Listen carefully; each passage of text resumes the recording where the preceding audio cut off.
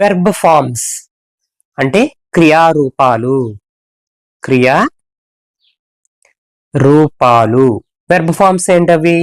V1, V2, V3. V1 అంటే present tense అంటే ప్రస్తుతం జరుగుతున్నవి. V2 అంటే పాస్ట్ టెన్స్ జరిగిపోయిన కాలం. V3 అంటే పాస్ట్ పార్టిసిపుల్ లేదా పర్ఫెక్ట్ టెన్స్. సో ఇది ఇప్పుడే జస్ట్ కంప్లీట్ అయిన యాక్షన్ అని చెప్పడానికి V3 అనేది ఉపయోగిస్తారనమాట.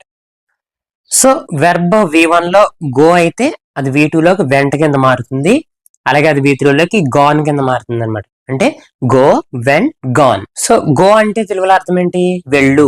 వెంట్ అంటే ఇది పాస్ట్ టెన్స్ కాబట్టి వెళ్ళింది, వెళ్ళింది. గాన్ అంటే ఇప్పుడే వెళ్ళింది, జస్ట్ ఇప్పుడే. ప్రెజెంట్ టెన్స్ అనేది కొంచెం మిక్స్ అయి ఉంటది అనమాట. ఓకే,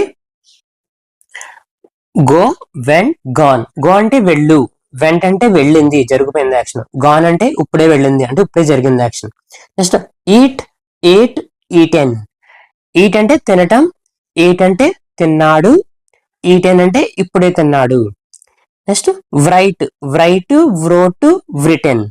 రైట్ అంటే రాయటం, వ్రోట్ అంటే రాసాడు, కంప్లీట్ అయిపోయింది యాక్షన్. వ్రిటెన్ అంటే ఇప్పుడే రాసాడు. Next speak, spoke, spoken. Speak అంటే మాట్లాడటం, స్పోక్ అంటే మాట్లాడాడు, కంప్లీట్ అయిపోయింది యాక్షన్. స్పోకెన్ అంటే ఇప్పుడే మాట్లాడాడు. నెక్స్ట్ టేక్, టుక్, టేకెన్. టేక్ అంటే తీసుకోవటం, టుక్ అంటే తీసుకున్నాడు, టేకెన్ అంటే ఇప్పుడే తీసుకున్నాడు. Next come, came, come. Come అంటే వస్తాను, కేమ్ అంటే వచ్చాడు, కమ్ అంటే ఇప్పుడే వచ్చాడు. నెక్స్ట్ సి, సా, సీన్.